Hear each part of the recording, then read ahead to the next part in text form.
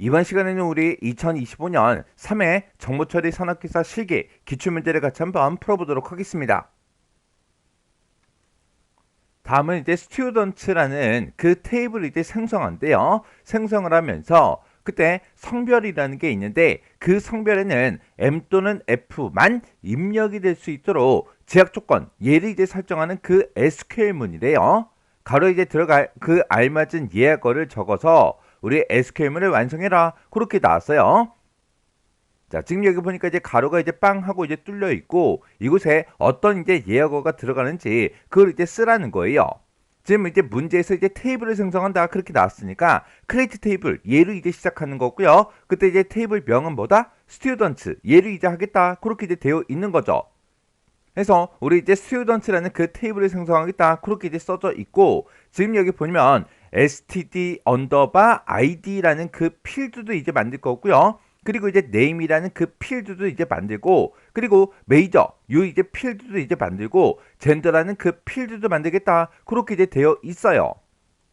그래서 이 스튜던트라는 그 테이블은 지금처럼 아이디, 이름, 그리고 이제 메이저, 젠더하고 이렇게 이제 4개 필드, 4개의 속성을 갖는 그 테이블을 이제 만든대요. 그때 stdid라는 거는 그 뒤에 int가 붙었으니까 이 stdid 속성은 이제 정수형이에요. 그리고 그 뒤에 보니까 프라이머리 키하고 그렇게 이제 써져 있습니다. 그러면 이렇게 이제 4개의 속성 중에서 이 stdid를 가지고 기본키로 이제 정의해 준 거죠. 그리고 네임에 보니까 이제 var, char 해서 20하고 그렇게 써져 있어요. 그러면 이 네임이라는 그 속성에는 최대 문자가 이제 20자, 20글자까지 이제 입력이 되도록 그렇게 이제 만들어 준 거고 그 뒤에 보니까 이제 낱널이 붙었습니다. 이 낱널은 이 이름은 널값을 이제 갖지 못하게, 널값이 못 들어가게 그렇게 이제 해 준 거죠. 그리고 메이저라는 이 필드도 varchar20이라고 해서 얘는 최대 이제 문자 20자까지 이제 저장을 이제 할 수 있도록 그렇게 이제 만들어 준 거고 그 뒤에 보니까 이제 리퍼런스가 붙었어요. 그러면 얘는 이제 외래키로 이제 지정하겠다 그거죠. 외래키로 지정하는데 지금 이 메이저 속성이 우리 인포라는 그 테이블에 메이저라는 그 필드 그 속성이 있나 봐요. 얘를 이제 참조하는 그 외래키로 정의를 이제 해 준 겁니다.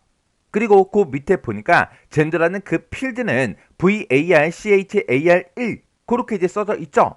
얘는 최대 이제 한 글자만 입력을 할 수 있도록 그렇게 이제 해 준 겁니다.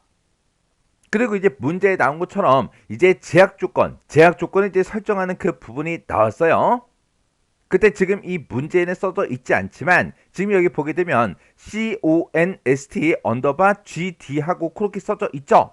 얘가 이제 제약 조건 이름이죠. 해서 constraint라고 이렇게 써져 있고 그 뒤에 이제 제약 조건 그 이름이 이렇게 이제 써져 있는 거예요. 그리고 지금 여기 보니까 이제 젠더라는 그 속성에는 in을 이용해서 m 또는 우리 f만 입력이 되도록 그렇게 이제 해달라.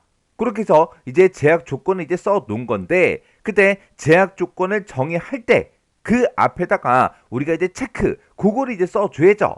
해서 이 가로 안에 들어갈 그 예약어는 우리 이제 체크입니다. 그래서 우리가 제약 조건 이름을 이제 정의할 때 제약 조건의 이름을 지정을 해 줄 때 앞에다가 이제 constraint 얘를 이제 쓰는 거고요. 그리고 제약 조건을 이제 정의할 때 그 앞에다가는 지금처럼 체크 이 예약어를 이제 써줘야 돼요. 그리고 우리가 이제 외래키를 이제 지정할 때는 뭘 쓴다? 레퍼런스 얘를 이제 쓰더라. 이렇게 우리 이제 크리에이트 테이블 이런 이제 코드 하나에도 여러 가지 이제 예약어들이 막 들어가죠. 해서 얘를 가지고도 이제 문제를 여러 형태로 이제 만들어 줄 수가 있다고요. 해서 크리에이트 테이블을 정확하게 여러분들이 기억하고 계셔야 돼요. 자, 그러면 우리 이제 크리에이트 테이블 요거 이제 내용 좀 정리 좀 하고 지나가자고요. 크리에이트 테이블이다 라고 하게 되면 얘는 말 그대로 테이블을 생성할 때, 테이블을 정의할 때, 테이블을 만들 때 사용하는 그런 명령문을 보고 얘기하는 거고요. 기본 형식이 지금처럼 이렇게 생겼어요. 여기 보니까 기본 형식이 앞에서 배운 거랑 좀 다르게 엄청나게 길죠.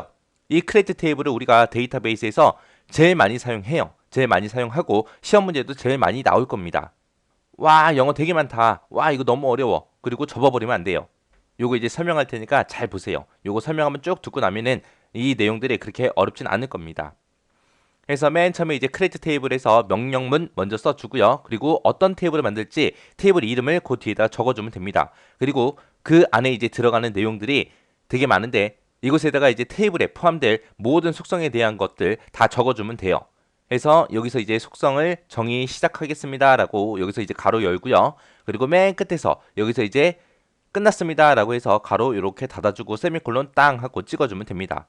자, 그리고 요 가로 안에다가 이제 내가 여러 가지 작성해 주면 되는데 여기 맨 앞에다가 이제 속성명을 먼저 쭉 적어줘요. 어떤 속성명, 어떤 필드를 내가 테이블에 집어넣을 건지 그 필드명, 속성명을 내가 적어주고요. 이 속성에는 어떤 데이터가 들어갈지, 문자가 들어갈 거다, 숫자가 들어갈 거다 해서 데이터 타입을 내가 여기다가 적어주면 됩니다. 그리고 우리가 앞에서 이제 크리에이트 도메인에서 도메인 우리 만드는 거 정의하는 거 배웠었죠. 거기서 이제 기본값 이제 지정하는 거 있었어요. 그것처럼 이 테이블을 만들 때 이 속성에 나타날 이 필드에 나타낼 그런 기본값도 우리가 정의해 줄 수 있고요. 그리고 난널이라는 게 이제 난널이라는 거는 이 속성, 이 필드는 값이 비어 있으면 안 된다라고 우리가 정의해 주는 거예요. 그래서 이 테이블에다가 이 해당하는 필드에 대해서 이제 데이터를 입력을 할 때 무조건 입력이 되게끔 필수 항목으로 그렇게 지정할 때 우리가 난널이라고 씁니다. 난널이라고 쓰면 이 필드는 절대로 비어 있으면 안 된다. 그런 뜻이에요. 그래서 내가 만약에 테이블을 하나 만드는데 학생 테이블을 만들 거예요. 학생 테이블을 만드는데 내가 만약에 이름이다, 학번이다, 전공이다, 성별이다, 생년월일이다 해서 이렇게 5가지를 내가 만약에 그렇게 테이블을 만들겠다라고 했을 때는 속성명, 데이터 타입, 뭐 디폴트 값, 난널 하고 이런 것들을 5줄을 쭉쭉 적어주면 되는 거예요. 그리고 그 다음에 보면 이제 프라이머리 키하고 나왔죠. 얘가 이제 기본 키 얘기하는 거죠. 그래서 이 테이블에서 여러 가지 필드가 있을 때 그 중에서 어떤 필드를 내가 기본 키로 사용할 건지 기본 키 내가 설정해 주는 거고요. 이 프라이머리 키, 기본 키 같은 경우에는 우리가 기본 키로 뭔가를 내가 지정하게 되면 그때 이제 속성으로 기본적으로 붙는 것들이 있어요. 그때 이제 기본적으로 붙는 속성이 이제 난널하고 유니크요. 유니크다라고 하게 되면 얘는 이제 유일하다 그런 뜻이죠. 유일성을 얘기하는 거고 난널이다라고 하게 되면 얘는 비어 있으면 안 된다 그런 뜻이죠. 그래서 기본 키는 비어 있으면 안 되고 유일해야 됩니다. 다른 것들과 이제 유일하게 식별할 수 있는 그런 속성이어야 되기 때문에 기본 키로 내가 지정하게 되면 난널과 유니크가 같이 이제 속성이 자동으로 이제 지정이 돼요. 그다음에 이제 유니크다라고 이렇게 쓰고 나서 이제 그 뒤에다 이제 대체 키요. 기본 키로 설정한 그 필드 말고 다른 필드도 만약에 유일하게 식별할 수 있는 게 있다라고 했을 때 우리가 대체 키로 우리가 지정할 수 있는 거죠. 만약에 학생 테이블이다라고 하게 되면 이제 학번이 있을 거 아니에요. 그죠? 학번도 중복되는 값이었기 때문에 학교에서는 학번을 우리가 기본 키로 사용할 수 있어요. 근데 내가 만약에 학교에 가서 무슨 서류를 띄려고 해요. 근데 학교에서 학번을 물어봐요. 근데 내가 졸업한 지 한 20년 정도 됐거든요. 그러면 그 학번이 기억나요? 안 나? 안 나요. 그러면 이제 거기서 이제 나한테 뭐 물어봐요? 주민등록 번호를 물어보겠죠. 이름을 물어봤다 그러면 이름으로는 정상적으로 이제 검색을 못 하겠죠. 그랬을 때 이제 우리가 대체키를 사용할 수 있는 게 주민번호 같은 것들이요. 주민번호도 어차피 유일하잖아요. 그죠? 중복되는 사람이 없을 거 아니에요. 그런 주민번호가 이제 유니크, 대체키가 되는 겁니다. 그 다음에 이제 포린키요. 포린키다라고 하게 되면 얘는 이제 외래키 얘기하는 거죠. 얘는 이제 외래키 지정하는 건데 이 외래키라는 거는 다른 테이블의 기본 키를 내가 가지고 있는 현재 테이블에 연결시킬 때 그때 그 필드를 보고 우리가 외래키라고 하는 거죠. 그래서 포린키가 나오게 되면 반드시 레퍼런스하고 얘가 반드시 나와야 돼요. 그래서 요 외래키가 어떤 테이블의 기본 키랑 연결이 되는지 그걸 이제 지정해야 되기 때문에 포린키가 나오면 반드시 레퍼런스 얘가 나와야 된다라는 거 이거 정확하게 기억하셔야 됩니다. 그리고 레퍼런스라고 쓰고 그 뒤에다가 참조 테이블 이름 써주고요. 그 참조 테이블의 기본 키를 우리가 지정해 주면 됩니다. 자, 만약에 두 개 테이블이 있다 생각해 보세요. 이쪽에 테이블이 하나 있고 이쪽에 테이블이 하나 있습니다. 자, 여기에는 이제 두 개 필드로 구성되어 있고 여기에는 이제 세 개 필드로 이제 구성이 되어 있다고 생각을 해보자고요. 그때 이쪽은 이제 내가 현재 만들고 있는 이 create 테이블이라는 이 명령어를 이용해서 내가 지금 학생 테이블을 만들고 있어요. 그리고 기존에 만들어 놓은 학과 테이블이 있다고 생각을 해보세요. 학과 테이블에는 이제 학과랑 관계된 것들만 쭉쭉 있겠죠. 그래서 여기에 이제 학과 코드라는 것도 있고 학과 코드도 있고 학과명도 있어요. 그리고 담당 교수도 있고 여러 가지가 있겠죠. 그때 이제 학생 테이블을 만들 때 학생 테이블에서 이제 받을 수 있는 게 이제 학번도 입력을 해라. 그리고 이름 입력해라. 그리고 이 사람이 뭘 전공하고 있는지 전공도 입력해라 라고 이렇게 할 수 있습니다. 이렇게 해서 두 개의 테이블이 있을 때 이 학과 테이블에서는 이 학과 코드가 이제 기본키로 이제 사용이 될 거고요. 학생 테이블에서는 유일하게 식별할 수 있는 게 학번이 있죠. 그래서 이걸 기본키로 설정할 거예요. 그때 내가 만들고 있는 이 학생 테이블 입장에서 보면은 학생 테이블에서 기본키는 학번이지만 이 학과라는 이 테이블이랑 이 학생이라는 테이블을 서로 연결을 시킬 때 이 전공을 가지고 학과 코드랑 서로 연결을 시킬 수 있습니다. 관계 설정을 할 수 있어요. 그때 한 학과에는 여러 명의 학생들이 재학할 수 있죠. 그래서 그때 이렇게 학과 코드랑 전공이라는 걸 가지고 이 학과 테이블과 학생 테이블을 서로 연결시키게 되면 그때 관계가 1대 n 관계가 그렇게 될 겁니다. 이때 이제 보게 되면 학과 테이블에서는 학과 코드가 기본키예요. 기본키지만 그와 대응되는 이 전공이라는 거는 학생 테이블의 외래키가 되는 겁니다. 해서 foreign key라고 이렇게 쓰고 여기다가 이제 전공이라는 필드가 있습니다. 그 전공이라는 필드랑 학과라는 테이블이 있는데 그 학과라는 테이블의 학과 코드랑 서로 연결해서 서로 참조하겠습니다 라고 이렇게 지정할 수 있어요. 그때 이제 우리가 추가로 더 쓸 수 있는 게 on delete랑 on update랑 이렇게 두 가지가 있습니다. 얘는 말 그대로 delete 삭제했을 때, update 갱신했을 때 그 뜻이요. 해서 서로 이렇게 연결시켜 놨는데 만약에 여기에 학과 코드가 있는데 만약에 국어국문학과가 있다고 생각해 보세요. 그때 이제 학과 코드가 KOR이다 라고 했어요. 그러면 전공에도 KOR이 있겠죠.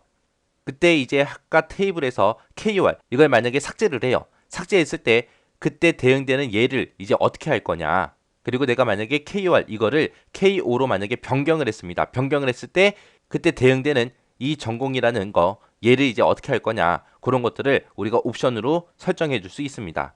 그래서 얘는 조금 이따가 다시 한번 더 살펴볼게요. 그 다음에 이제 constraint에서 여기다 이제 제약 조건 쓰는 거예요. 우리가 이거는 create 도메인에서 했었죠.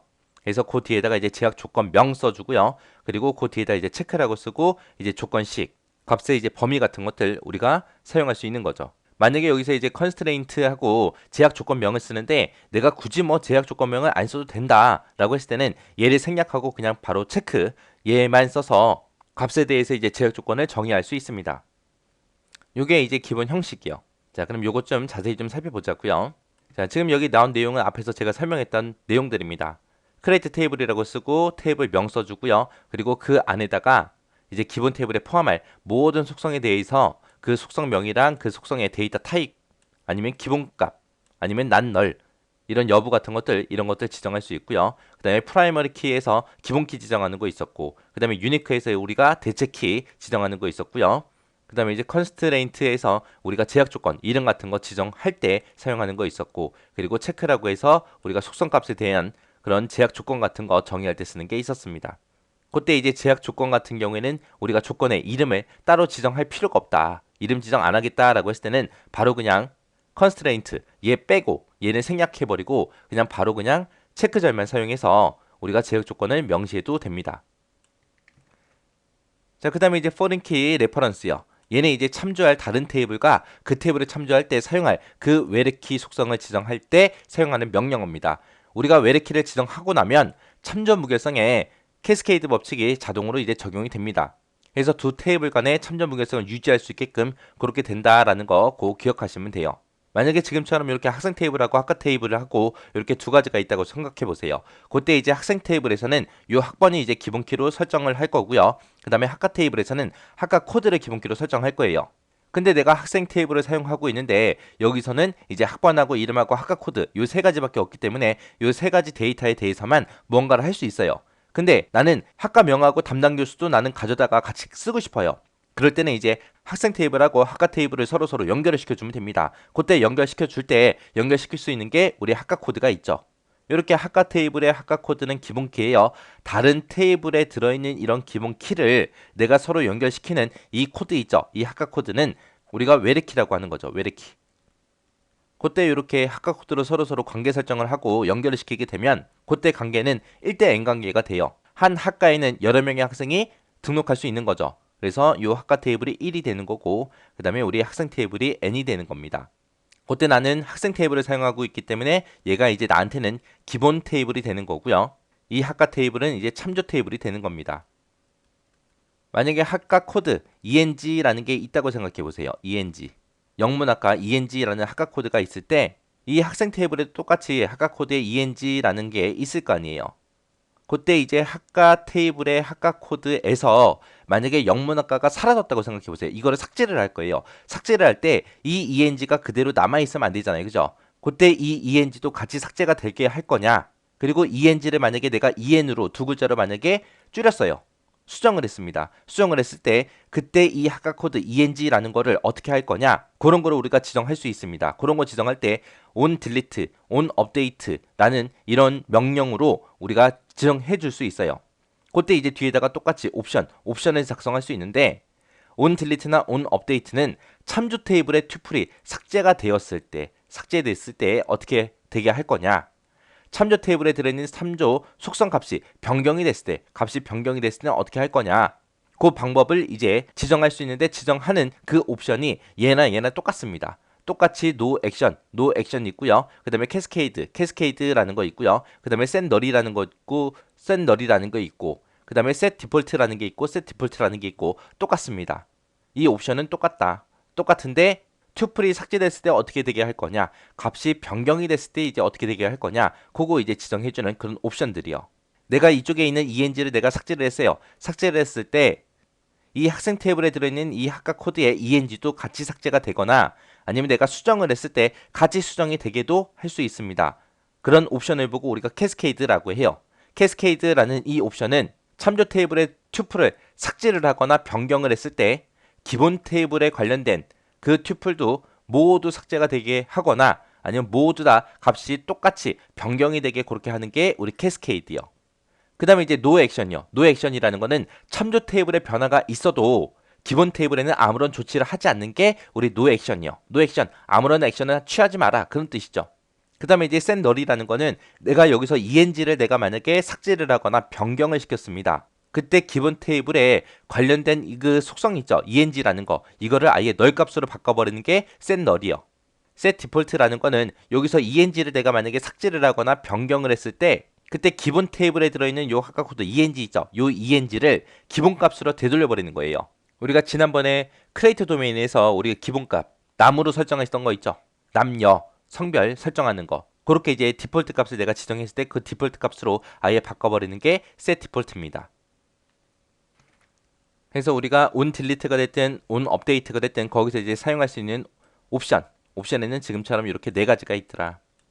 네 가지가 있는데 no action이라는 거는 참조 테이블이 뭔가가 바뀌어도 기본 테이블에는 아무런 조치를 하지 않는 게 no action. 액션 취하지 마라 그거고요. cascade는 참조 테이블에서 튜플을 삭제하거나 변경을 했을 때 관련된 튜플도 모두 다 삭제가 되거나 관련된 속성 값도 모두 다 같이 변경이 되고 같이 삭제되게 만드는 게 cascade고요. set null이라는 거는 기본 테이블에 관련된 그런 속성 값이죠. 그 속성 값을 전부 다 null 값으로 그렇게 변경해 버리는 거고 set default다라고 하게 되면 기본 테이블에 관련된 그런 튜플의 속성 값을 기본값으로 변경해 주는 게 우리 set default요. 해서 on delete, on update에 사용할 수 있는 그런 옵션에는 이렇게 네 가지가 있다라는 거 그거 기억하시면 됩니다.